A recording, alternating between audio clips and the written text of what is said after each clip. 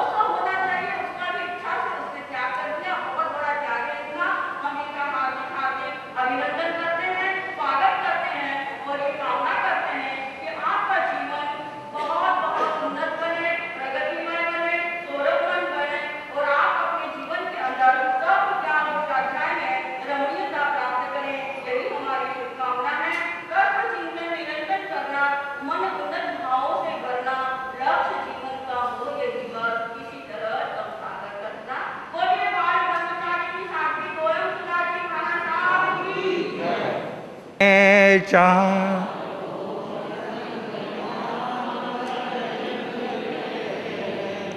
लोरियां गा रहे हो कि भक्ति गीत गा रहे हो?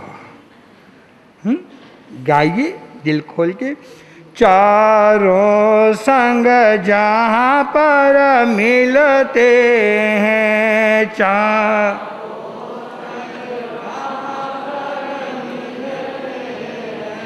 महावीर वहीं पर खिलते हैं, महावीर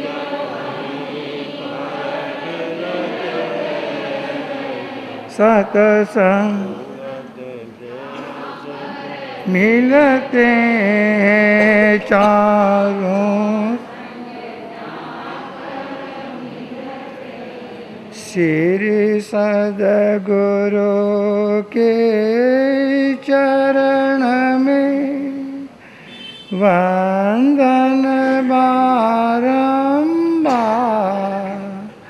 जैन दिवाकर कीजिए भव सागर से तार, विघ्न हरण मंगल करण, गुरुवर गुण की खान, विद्या बुद्धि बल दीजिए हे गुरु दया निधान। अनंत ज्ञानी चरम तीर्थंकर वितराग देव एवं पूज्य गुरुदेव के चरणों में अनंत अनंत वंदन। परम श्रद्धेय ज्ञान दिवाकर गुरुदेव चौथमल जी महाराज साहब और हमारे वात्सल्य मूर्ति करुणा की प्रतिमा परम श्रद्धेय आचार्य पर पुष्पदन सागर जी महाराज साहब, पश्चिम भारतीय प्रत्यक गुरुदेव श्री रमेश महाराज साहब के चरणों में देखिए ऐसी आस्था के साथ अनंत अनंत वंदन। हमारा महावीर भवन आज सौभाग्यशाली है, जहाँ गंगा और यमुना मिलती है वहाँ पे तीर्थ यात्रा प्रयाग हो जाता है। आज हमारे भवन के अंदर महावीर की दो पवित्र परंपरा, दिगंबर और श्वेतांबर, दोनों का मिलन, दो मिलते हैं तो करोड़ों जनता में सद्भावना का संचार होता है। दो धर्मगुरु प्रेम से हाथ मिला लेते हैं तो 1000 प्रवचन से बड़ा काम होता है। क्योंकि हम कहते हैं राम और शबरी मिले, हजारों साल बीत गए, लेकिन उनका मिलना यादगार। और आज बड़े बड़े आचार्य संत ऋषि मुनि मिलना कैसा मिलना और प्रसंग है। हमारे रामणिक परिवार के अंदर बड़ी दीक्षा का मैंने कल श्रद्धेय आचार्य, कल क्यों हमारे अल्पसंख्यक आयोग केंद्र सरकार की ओर से कार्यक्रम था, आचार्य पर वहाँ विराजमान थे। कितनी सरलता, कितनी रिजुता। मैंने सहजता में कहा भगवान आपको अनुकूलता हो तो आज हमारे 100 साधु साधियों के बीच आपके विचारों का, क्योंकि श्रावक तो चाहे जब आपस में मिल सकता है, चाहे तब साधनों से, लेकिन एक बार संतों का मिलना अत्यंत, एक गली भी चूक जाए तो मिलना क्या हो जाता है। पदयात्रियों का मिलन, विचारों का मिलन, भावों का मिलन, आत्माओं का मिलन।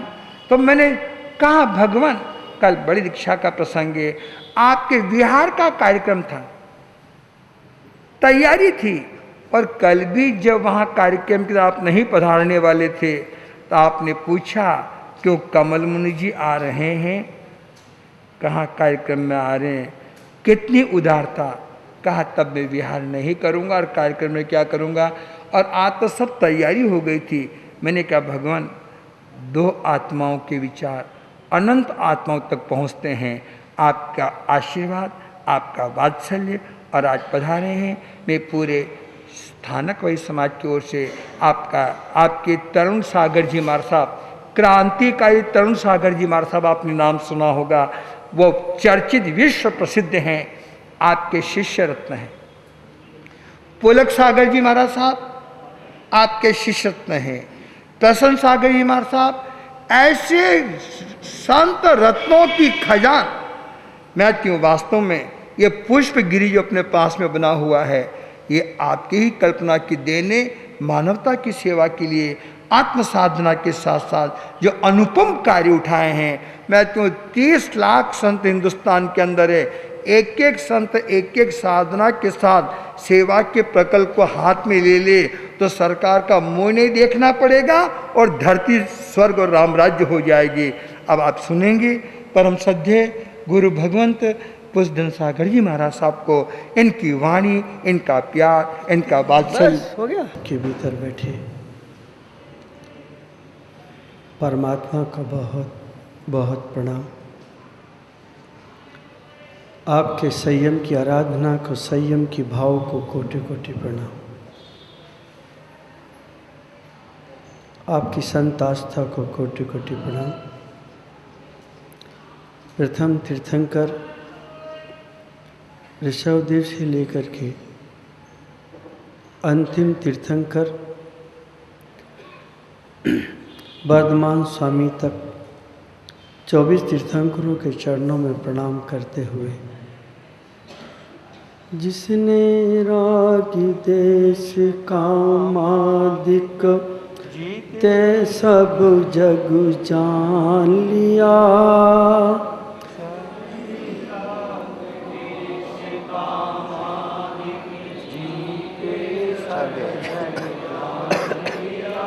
सब जीवों को मोक्ष मार्ग का निष्प्रय हो उपदेश दिया, सब जीवों को मोक्ष मार्ग का निष्प्रय हो उपदेश दिया। बुद्ध वीर जिन हरि हरि ब्रह्मा,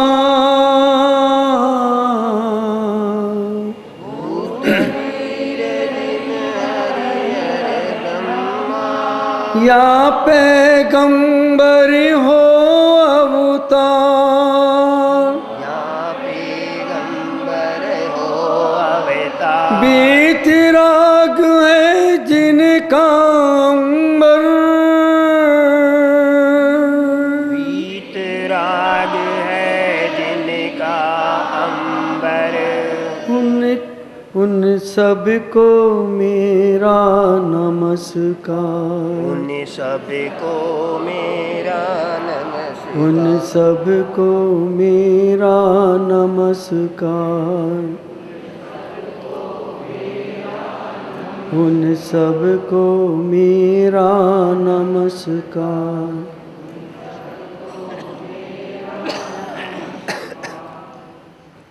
मैंने जीवन में कल्पना भी नहीं की थी, सोचा भी नहीं था कि आज असंख्य संतों के बीच में बैठने को मिलेगा। मैं एक प्रश्न से अपनी बात प्रारंभ करूंगा। संतों से मेरे कोई प्रश्न और साध्वियों से नहीं होंगे, सिर्फ आप लोगों से होंगे जो श्रावक हैं। खेल के मैदान में एक खिलाड़ी शतक बना रहा है, टीम को जिता रहा है, उसका श्रेय किसको है? सिर्फ इतना सा प्रश्न है। उसका संत समाज से बात नहीं करूंगा, किसको है? उत्तर नहीं, मैं दे रहा हूं। कप्तान प्लीज, एक तीर्थंकर दूसरे तीर्थंकर के बीच में कभी नहीं बोलते। गढ़धर परमेष्ठी के प्रश्न चलते हैं, बहुत छोटा सा उत्तर है। जिस व्यक्ति ने उस खिलाड़ी का टीम में चयन किया उसको ही श्रेय है। अगर चयनकर्ता उस खिलाड़ी को लेकर के फील्ड में नहीं आता तो शतक नहीं बनता और टीम की हार भी हो सकती थी। इसलिए यहाँ तक मुझे लाने का श्रेय कमल मुनि जी को है। बड़ी आत्मीयता से वो मुझे यहाँ लाए और वयोवृद्ध आचार्य श्री मुनि जी के पास भी, मैं सही कह रहा हूँ ना, गलत तो नहीं, आचार्य जी के पास बैठा। रमेश मुनि जी, मुझे क्षमा करें, रमेश मुनि जी के पास में बैठा। कल चाहे तो श्री मुनि जी से भी मिला दें। पता नहीं क्यों मेरे पीछे पड़े हैं, जो मिल रहे हैं उनसे मिलने नहीं दे रहे हैं। वयोवृद्ध रमेश मुनि जी से मिला। जब उन्होंने हाथ थामा तो एक अजीब सी अनुभूति आत्मीयता की हुई। इनके साथ तो अनुभूति बहुत हुई, लेकिन आज जब पहली बार वयोवृद्ध मुनि के साथ मिला, वैसे तो श्रवण संस्कृति के सारे मुनियों से मिलता हूँ, बैठता हूँ, मंच पे सभाएं भी होती हैं, कुछ चर्चाएं भी हुई तो बहुत अच्छा लगा, आनंदित हुआ। और उस समय बहुत अच्छा लगता है मुझे जब मुनि श्री कमल जी मिलते हैं, मुझे सिर्फ एकता की बात करते हैं, मिलने की बात करते हैं।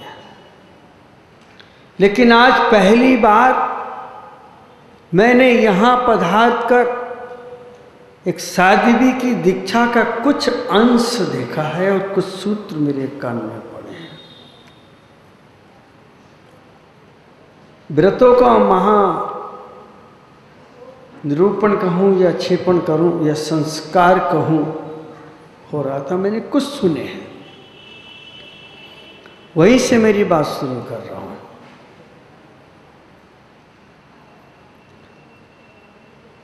व्रत लेना और एवज में देना छोड़ना सरल है। वस्त्रामी शब्द कहना बहुत आसान है, लिया भी है साध्वी जी ने और छोड़ा भी है। दो स्थितियां हैं, लेने और छोड़ने में सरलता है, लेकिन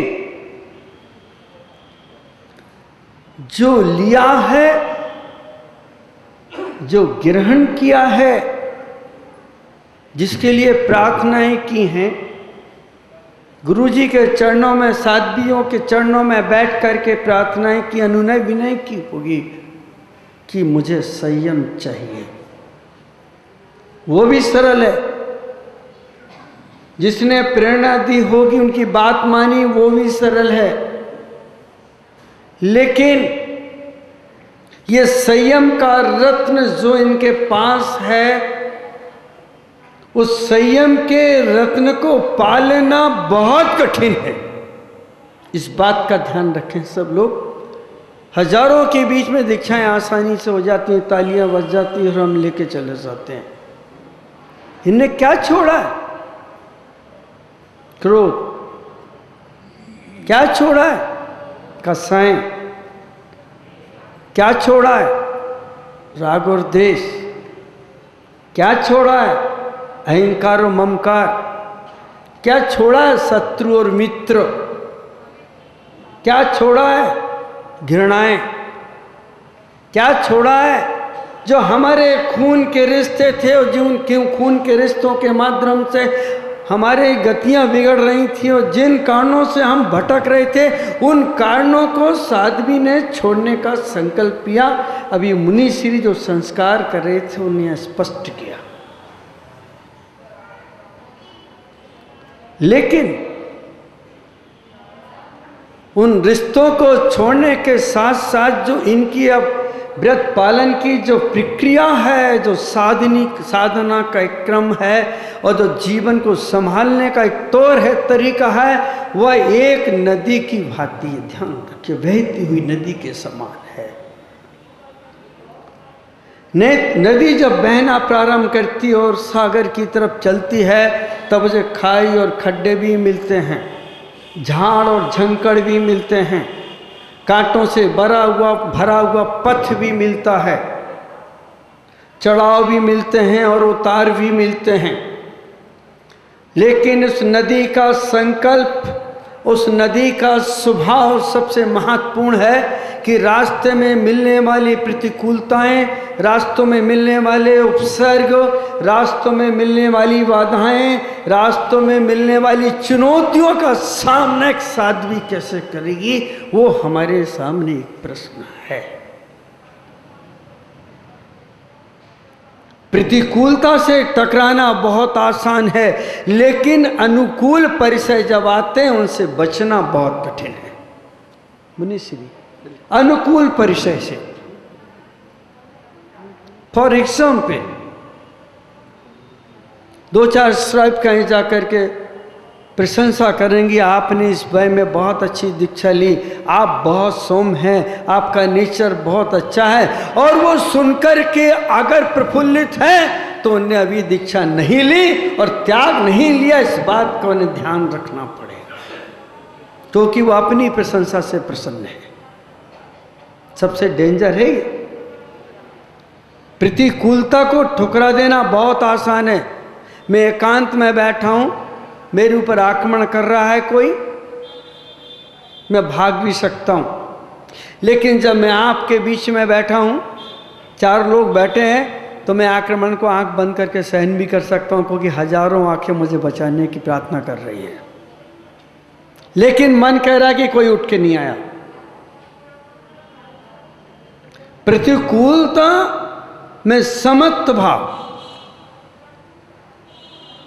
अनुकूलता में अस्वीकार भाव, दोनों बातों के समझ से एक साधक के अंदर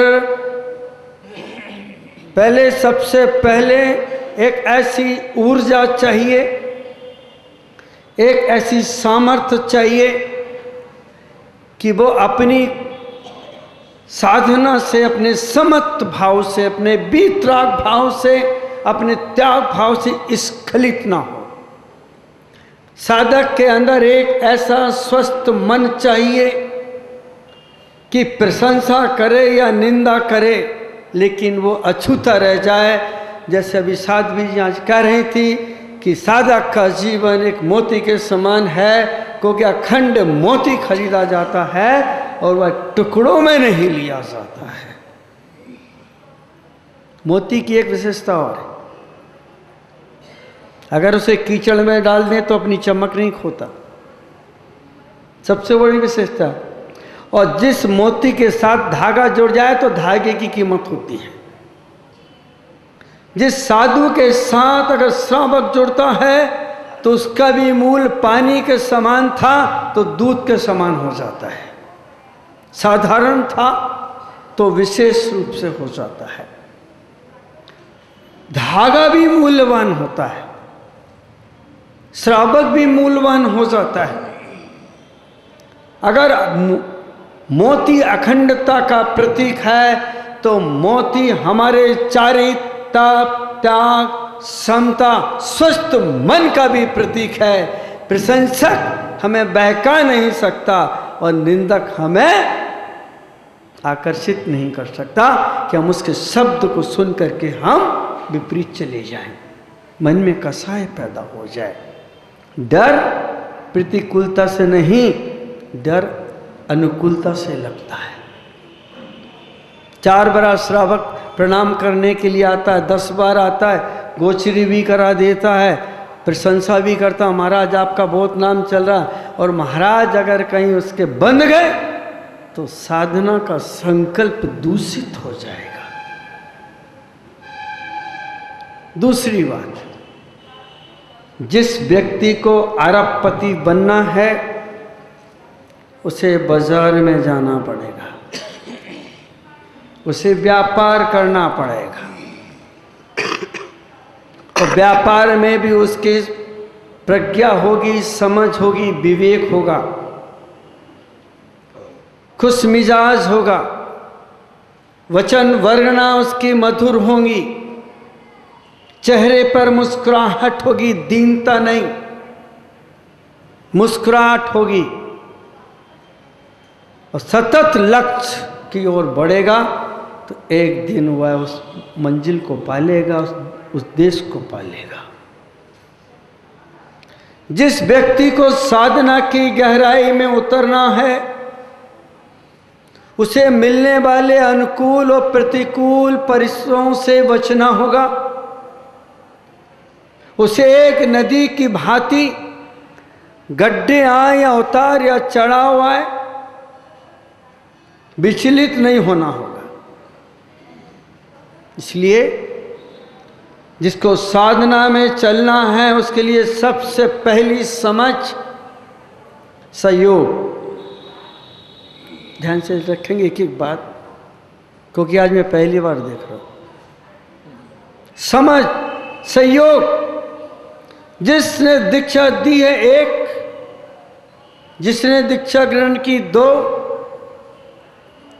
जिसने दीक्षा दिलवाई 3, 2 दीक्षा के बाद साथ में बैठे 4, और जो तुम्हारे चर्या में, साधना में सहयोगी हैं, उनके प्रति तुम्हारे भी मन में विनय का भाव, सहयोग का भाव, परस्परोपग्रहो का भाव होना चाहिए। अगर साधर्मी के प्रति मन के अंदर आत्मीयता नहीं आई, सहयोग का भाव नहीं आया, और कहीं द्वेष का भाव आ गया, कहीं ये भाव पैदा हो गया, इनसे वो अच्छे, तो समझना कि साधना कलंकित होने लगी है। समझ का भाव। सेकंड, जो रत्न, जो सम्मान, जो संयम, जो साधना के उपकरण, जो साधना का अवसर मुझे प्राप्त हुआ है, ये नदी कभी बाढ़ में नहीं आएगी। ये नदी जैसे नदी में डाला हुआ पत्थर नदी स्वीकार करती है और आगे चली जाती है, उसी प्रकार यह नदी भी नीचे छोड़ते हुए अपने गंतव्य की ओर जाएगी। मेरी समझ कहती है इन प्रतिकूलता में मिले हुए शब्द मेरे नहीं हैं, अनुकूलता में मिले हुए प्रशंसा के शब्द मेरा जीवन का श्रृंगार नहीं है। किसी को लूटना हो और गुमराह करना है तो उसकी प्रशंसा प्रारंभ कर दीजिए। और जब किसी फूल की अगर प्रशंसा की जा रही हो तो समझने का फूल के टूटने का समय आ गया, और गन्ने के मिठास की प्रशंसा की जा रही तो समझना मशीन में जाने का और निचोड़ने का समय आ गया। और जब कोई आपकी प्रशंसा कर रहा है तो समझना कि हमारे बहकने का समय आ गया। अखंड मोती है दीक्षा का। नेक्स्ट महत्वपूर्ण है, पहला सहयोग, फिर समता, फिर समझ, इसके बाद समर्पण। इसको व्याख्या करने के पहले जल्दी तो नहीं, जल्दी कर लिया नहीं, आपको आप नहीं, मैं जल्दी करता हूँ, मुझे मालूम नहीं समय का। अंतिम बात, नदी के संबंध में तो सुना आपने। जो महत्वपूर्ण बात है समर्पण। नदी का समर्पण सागर के प्रति है। भाग रही है वो, अपने उद्देश्य से स्खलित नहीं है, गंतव्य की ओर जा रही है। और विशेष बात यह, जहाँ जहाँ नदी को गड्ढे मिलते हैं पानी भरती चली जाती है, लबालब करती जाती है, आगे बढ़ती जाती है। जिस उद्देश्य से हमने संन्यास ग्रहण किया है उस लक्ष्य को हम ना भूलें। जो चरणों में आते हैं उपदेश दें, उन गड्ढों का मार्गदर्शन करें, उनकी प्यास बुझाएं, लेकिन हम गंतव्य की तरफ बढ़ते रहें। संन्यास दूसरों के लिए नहीं, स्वयं के लिए है। एग्जाम्पल बेटर देन फॉरशॉट। हम दूसरे को समझाने की बनस्पत अपने आप को समझाते चलें। हम दूसरों को टोकने की बनस्पत अपनी कमजोरियों पर ध्यान रखते चलें। और जिस उद्देश्य से हमने संन्यास ग्रहण किया है, हर सामायिक में, हर स्वाध्याय में, हर पल दिल दिमाग में रखें, माँ, पिता, भाई, बहन, घर, परिवार का साय किस लिए छोड़े हैं। मुझे वो सिंधु चाहिए, वो सागर चाहिए। मैं एक बूंद हूँ, जब तक सागर नहीं मिलता मेरी यात्राएं अधूरी हैं। तो हर साधक को, चाहे वो आचार्य हो, मैं हूँ, कोई साधक हो, नया हो, पुराना हो, XYZ कोई भी हो, अपने उद्देश्य को हमेशा उसे सामने रख करके चलना चाहिए। आप सबने मुझे सुना, अनुग्रहित हूँ। आप लोग साध्वी जी का संयम वृद्धिंगित हो, उनसे भी लोगों को लाभ मिले। और कोई त्रुटि अगर रह गई, मेरे शब्दों से ठेस पहुँची हो, तो मैं आपसे क्षमा चाहूँगा। और मेरा भी समय हुआ, मेरे साथ बोलेंगे ओम नमः। ओम नमः। सबको क्षमा, सबको क्षमा, सबसे क्षमा, सबसे क्षमा।